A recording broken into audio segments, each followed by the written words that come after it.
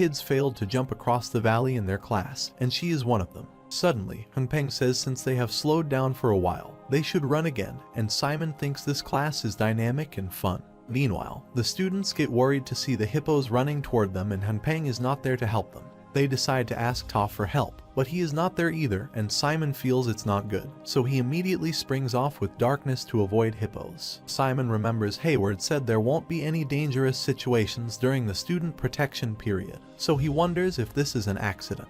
Simon gets worried that some people might get injured if they can't dodge, but he sees students manage to dodge hippos using exhaust and other magic tricks. Simon realizes he is in no position to worry about others, and when he sees Hayward also avoided hippos, he can't believe he has to compete against 1,000 of these kids. Hayward thinks Simon is shaken and tells Simon not to worry too much because the hippos are under Professor Hengpeng's control. Hayward tells Simon that Hengpeng is a master of magical combat, but she can also use the power of the druid bloodline. Suddenly, Ta appears and tells them there is no time to sit around because the hippos will turn around and make their way down again, where the professor is waiting for the students. After some while, the students go down to where Hengpeng is waiting for them, and they are pleased to see no obstacles. Hengpeng says they can take a break, and they are supposed to eat after the class, but she thought they must be exhausted, so she contacted Kizan ahead of time for their lunch. The kids are happy to see their lunch has arrived and think there is no professor like her. Hayward tells Simon that no other professor at Kizan is going to use their class time to feed the students, but Simon says it's slightly different from what he heard before he joined Kizan. Simon says he heard Professor Hengpeng is one of the most typical Kizan professors. Still, Hayward thinks Hengpeng is a nature-loving person, and what Simon is saying is totally rubbish. Simon knows it's true because Lorraine, Nephthys' daughter, told him this, and suddenly, Hengpeng tells the students to wrap it up in 10 minutes because they'll get going again.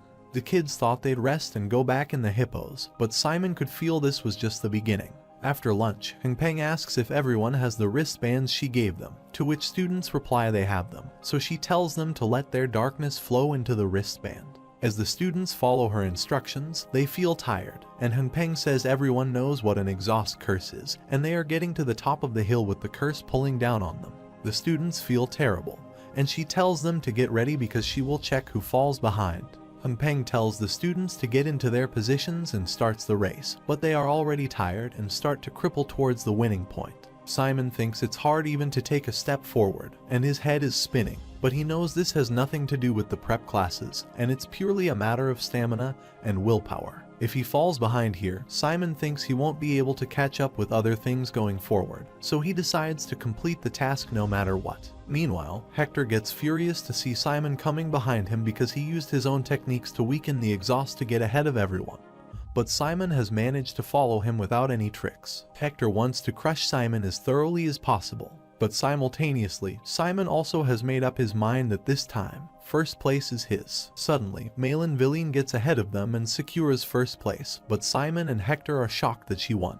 Hengpeng congratulates Malin, and when she asks how Malin walked up like she usually would, Malin replies she solved the resistance formula against the exhaust curse. Simon and Hector are baffled because they didn't know they could lift the curse, and Hengpeng tells them they are almost there, and they can do this. Hector also lifts the curse immediately and secures the second position by walking towards the end point. Hector goes to Malin and asks what she thinks she is doing by lifting the curse in the magical combat class, and asks if she thinks he is struggling because he didn't know how to lift the curse. Malin ignores him, but when Hector asks what she knows about the world when she is locked up in the ivory tower like a princess, she asks if he is trying to pick a fight with her. Hector says he is just speaking the truth, and the professors aren't grading her during the student protection period. So what's important during this period is to show how diligent they are during the class to get in their favor. Hector says the silly act she pulled off just now probably lost her Professor Hengpeng's trust. Malin calls Hector twisted and asks if he is that upset to be in the second place.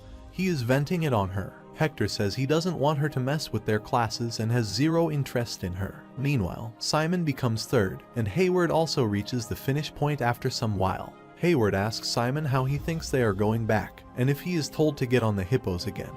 He says he'll just bite on his own tongue and kill himself. Hengpeng tells the students to gather up and says since all of them look so tired, she contacts Kizan again, and she is allowed to use the temporary magic circle for teleportation, so she tells them to line up. Hengpeng starts teleporting the students, but when she teleports Simon, He wonders where he is because the place is not Kizan, and it looks like his home in Les Hill. Suddenly, Hunpeng appears there and apologizes for scaring Simon, but she tells him to take a seat, and then she'll explain why he is there. Hunpeng tells Simon that an unknown modification was made to the teleport's magic circle, and he had Ta look into it. Hunpeng tells him that a formula to react to a particular person's darkness is mixed in the circle, and Simon understands that person must be him.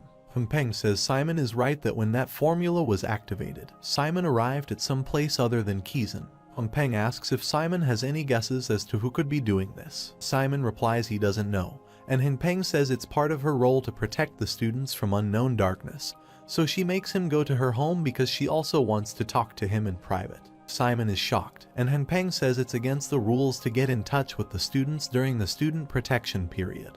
But from what she has seen, there are already professors who broke the rule. Hunpeng asks Simon how about he majors in magical combat, and if he wants, she is willing to take him in as her disciple. When Simon asks if she means direct disciple, she replies he is right. Hunpeng says she'll be responsible for his training because a professor teaches direct discipline to one with an absolute sense of purpose and responsibility. Hunpeng tells him that the performance of direct disciples is directly linked with the professor's performance, and they can only take up to 3 students as disciples per grade. Hunpeng says she wants to give this rare opportunity to Simon and ask how it sounds, but Simon is stunned to hear her. Simon doesn't understand her because he doesn't show her much in class, can barely follow the class like other students, and comes third in climbing the hill. Simon says it's only the 2nd day of school, and he is not sure what her intention is to offer him such an essential spot.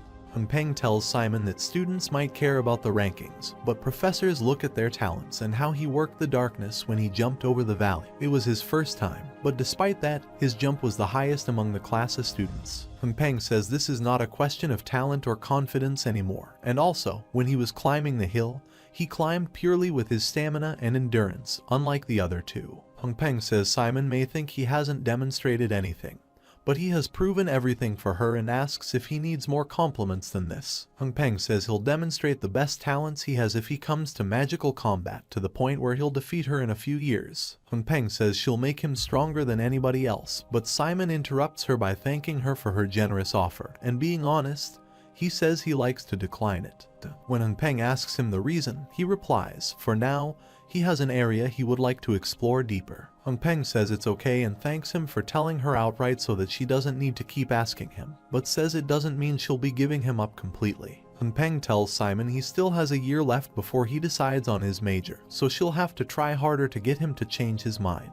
When Simon asks why she would go to such lengths for him, Hunpeng replies it's just her curiosity to know how far Simon could grow. Hunpeng says it doesn't have to be about being her disciple and says he can come to her anytime for help. Hunpeng forms the magic circle, tells Simon to keep this conversation a secret, and tells him that this teleport will take him directly to Kizan. Simon thanks her, and Hunpeng says she'll see him in the next class, so he steps into the magic circle and disappears. Meanwhile, Ta arrives and asks Hunpeng what Simon said, to which she replies Simon declined her offer. Ta asks how he dares do that and asks how she offers Hector, who is more talented in magical combat, because he doesn't know what she sees in Simon.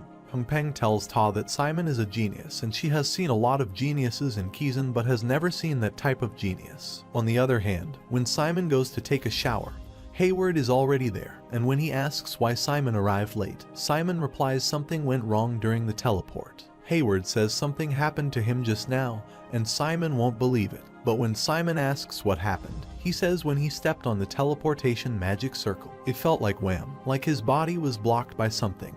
And when he gathered himself, he was somewhere totally unexpected. Hayward says he wondered where he was, but he saw he was in Professor Bahel's office. Simon is shocked to hear this, and when Simon curiously asks what happened after that, Hayward replies that Bahel made him clean his office, and says Kizan graduates told him that professors often scout their disciples with teleports like this. Hayward asks if Simon thinks it's the case for him that Professor Bahel wants to scout him, to which Simon replies that it could be the case. Hayward gets excited because by becoming a direct disciple, disciplinary actions or expulsions could be avoided because of the professor's power. Tells him to calm down, but Hayward says this is not something he cannot be calm about. Suddenly, Hector, standing there, says it's the most ridiculous nonsense he has heard this year that a mere commoner like Hayward will be the direct disciple of Professor Bahel.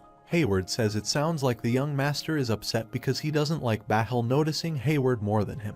Hector tells Hayward to watch his mouth and calls him a lowly merchant, but Hayward says he knows Hector's kind well. Hayward says he heard Hector pick a quarrel with Malin in magical combat class and asks if Hector thinks he is the only one going through all the hardships in this world. Hayward says they are all the same in Kizan, so he should stop pretending to have finished the Moore family's education, and says it is Hector, not Malin, who doesn't know how the world works out here. Hector gets mad, uses his magic circle to choke Hayward, and slams him into the wall while asking how dare he talk to him like that. Hector says he'll kill him, and Simon gets worried, but Hayward says he can't dare. Hector's friend tries to stop him as he is crossing the line because they cannot cast curses outside the class, but Hector pushes his friends away. Suddenly, Simon tries to kick Hector, but he blocks his kick and says he is wondering when Simon will step in.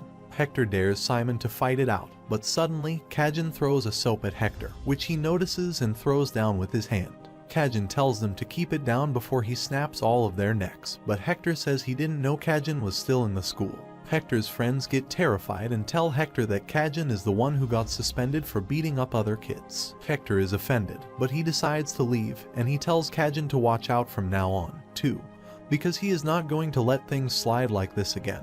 After Hector leaves, Simon thanks Kajin, but Kajin tells him to shut up and leaves. After all, Simon tells Hayward to see that Kajin is not a bad person.